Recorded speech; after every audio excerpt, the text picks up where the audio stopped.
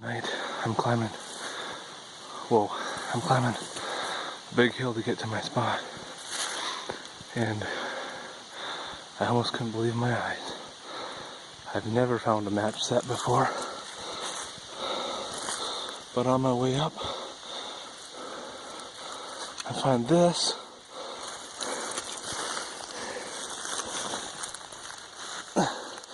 and this. I just found my first match set, and I was on my way to go deer hunting, not even looking for him. I guess that's a good sign. We'll see if he's here tonight. But yeah, that's pretty cool.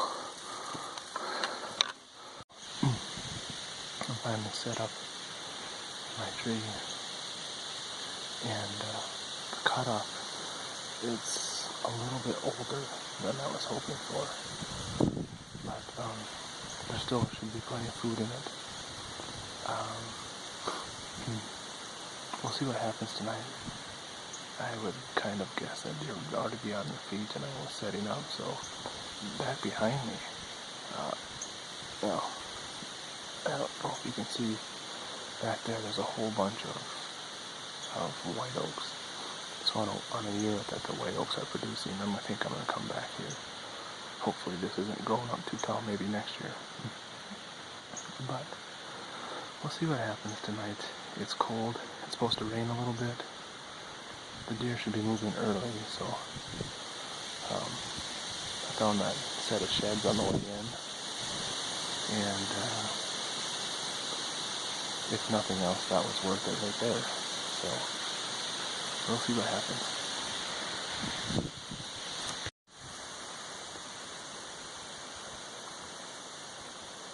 About this spot is, it's probably hard to see on here, but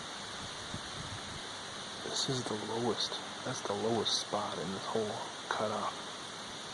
And there's maybe one over that first ridge that I can't see over. And then as I go this way. Once I go this way,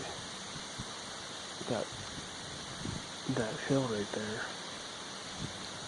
and obviously the downfall there is that they could pop over that hill and spot me before I could even see them, possibly.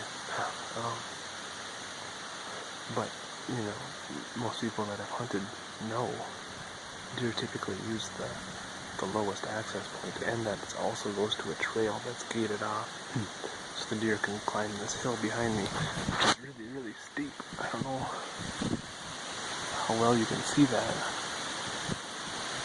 I don't know if you can see my car.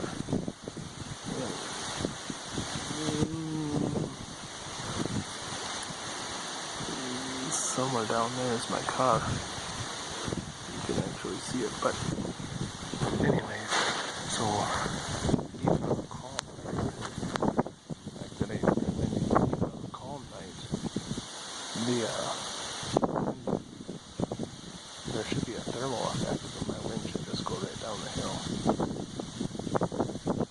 And this wind is blowing. It's kind of like almost parallel to the cutoff, but not quite, so it is blowing down that hill, which is kind of nice. So now we just need a deer to show up. I thought they'd be on their feet already, but I haven't seen anything yet, but I'm going to spend some time glassing that other side of the cutoff, and maybe that'll bring something up. I just spotted a nice buck, and I think it's that one that I got the sheds from. He's bedded. I'll see if I can show you.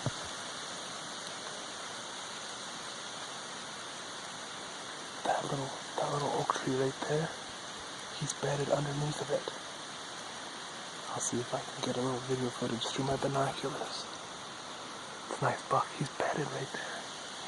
I must have set up, and he must not have seen me or heard me. I'm excited.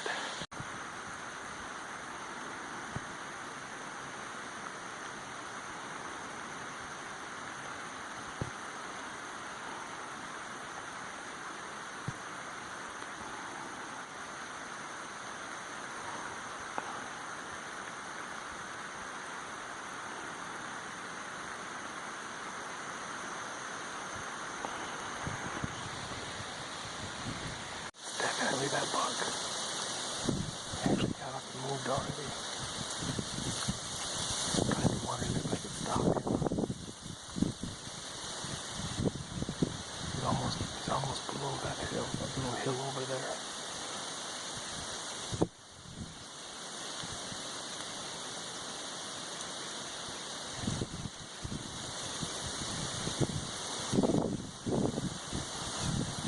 Keeps moving on me. He's not there now. I'm gonna have to get back to hunting.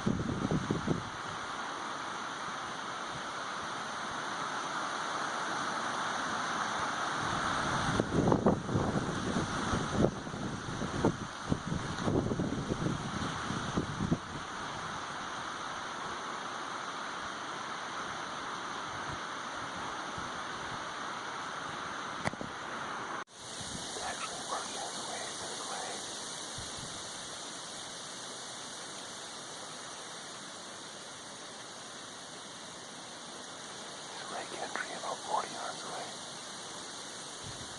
Behind the big pine tree.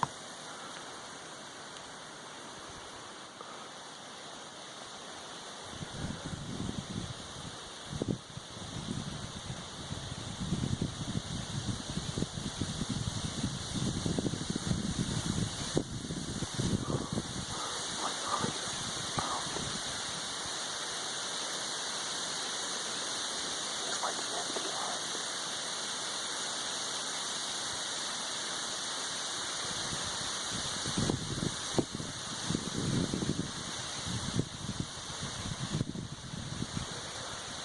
That big pine tree right there. It's 43.